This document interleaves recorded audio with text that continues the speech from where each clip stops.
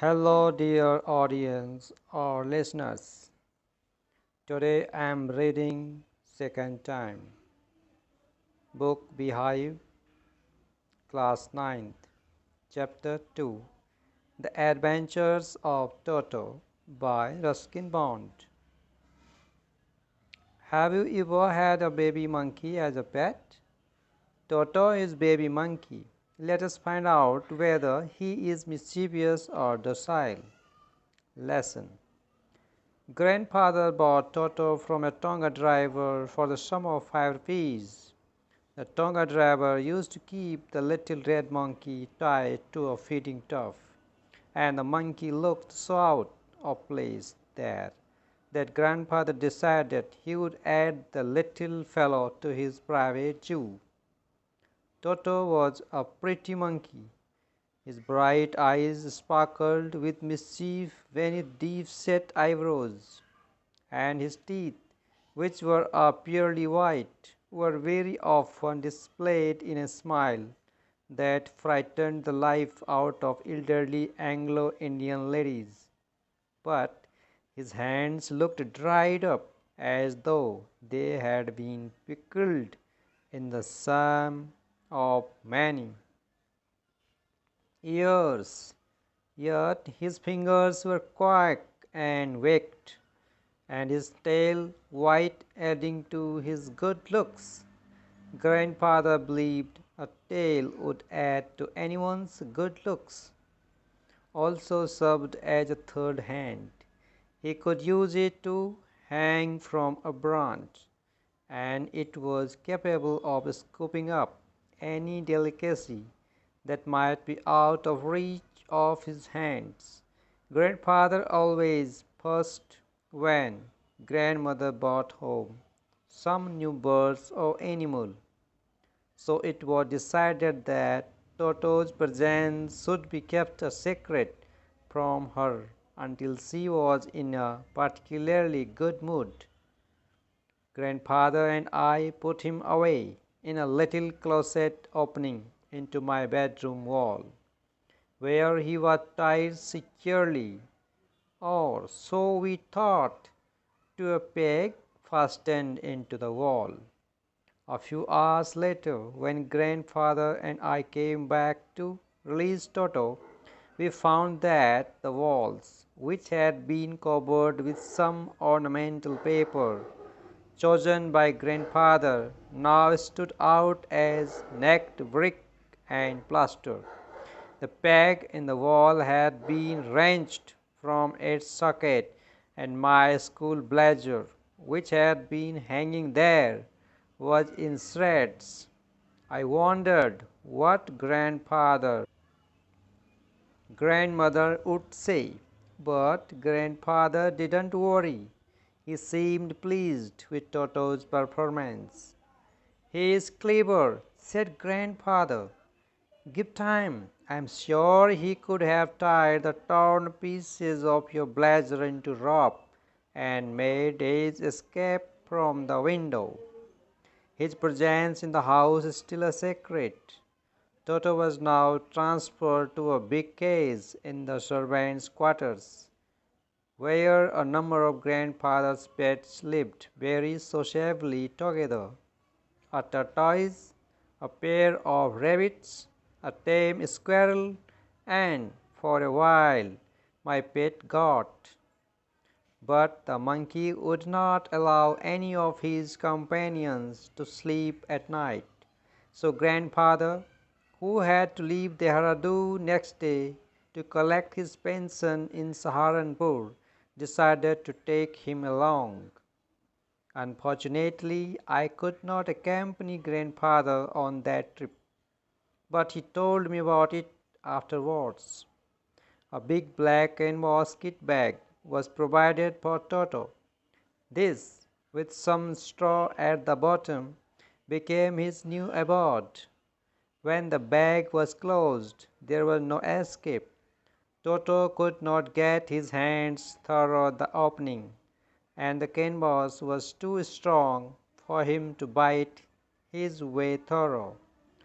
His efforts to get out only had the effect of making the bag roll about on the floor or occasionally jump into the air, an exhibition that attracted a curious crowd of onlookers on the Dehradun railway platform.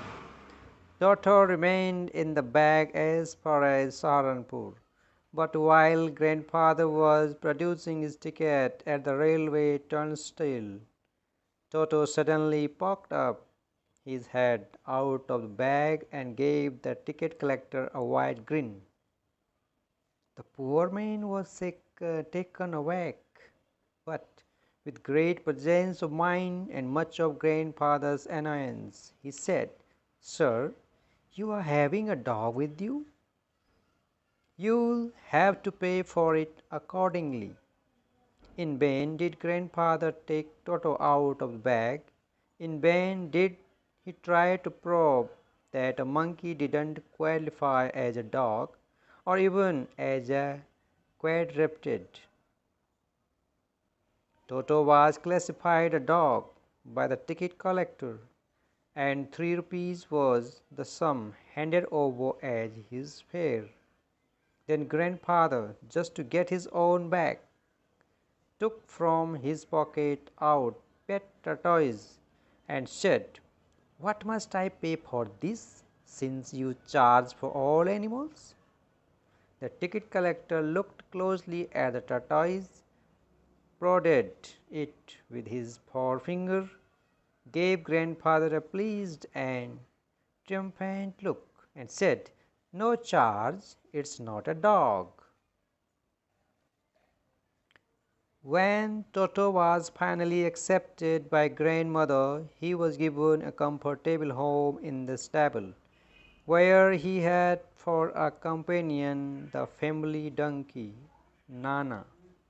On Toto's first night in the stable, grandfather paid him a visit to see if he was comfortable. To his surprise, he found Nana, without apparent cause, pulling at halter and trying to keep her head as far as possible for a bundle of hay.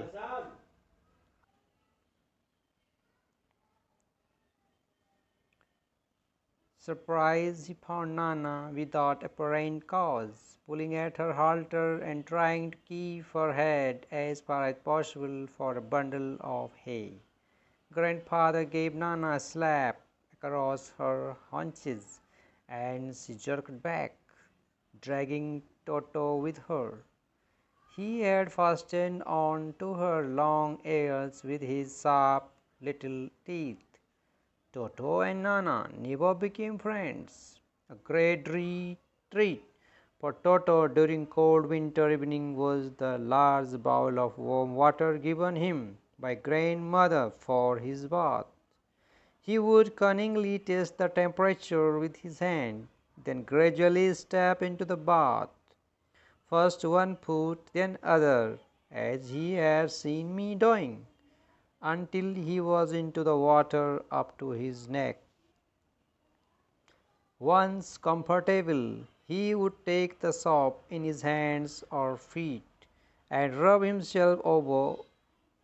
When the water became cold, he would get out and run as quickly as he could to the kitchen fire in order to dry himself. If anyone laughed at him during this performance, Toto's feelings would be hurt and he would refuse to go on with his bath. One day, Toto nearly succeeded in boiling himself alive. A large kitchen kettle had been left on the fire or boiled for tea, and Toto, finding himself with nothing better to do, decided to remove the lid. Finding the water just warm enough for a bath, he got in, with his head sticking out from the open kettle. This was just fine for a while, until the water began to boil. Toto then raised himself a little, but finding it cold outside, sat down again. He continued hopping up and down for some time, until grandmother arrived and hauled him, half boiled, out of the kettle. If there is a part of the brain especially devoted to mischief, that part was largely developed in Toto. He was always tearing things to pieces. Whenever one of my aunts came near him, he made every effort to get hold of her dress and tear a hole in it. One day, at lunchtime, a large dish of pulao stood in the center of the dining table. He entered the room to find Toto stuffing himself with rice. My grandmother screamed, and Toto threw a plate on at her. One of my aunts rushed forward and received a glass of water in the face. When grandfather arrived, Toto picked up the dish of pulao and made his exit through a window. We found him in the branches of the jackfruit tree, the dish still in his arms. He remained there all afternoon, eating slowly through the rice, determined on finishing every grain. And then, in order to spite grandmother, who had screamed at him, he threw the dish down from the tree and chattered with delight when it broke into 100 pieces. Obviously, Toto was not the sort of pet we could keep for long. Even grandfather realized that we were not well to do and could not afford the frequent loss of dishes, clothes, curtains, and wallpaper. So grandfather found the Tonga driver and sold Toto back to him for only 3 rupees. Here ends the story. Hope you have enjoyed the listening of the story. See you soon with next chapter. Thanks for listening. Bye bye.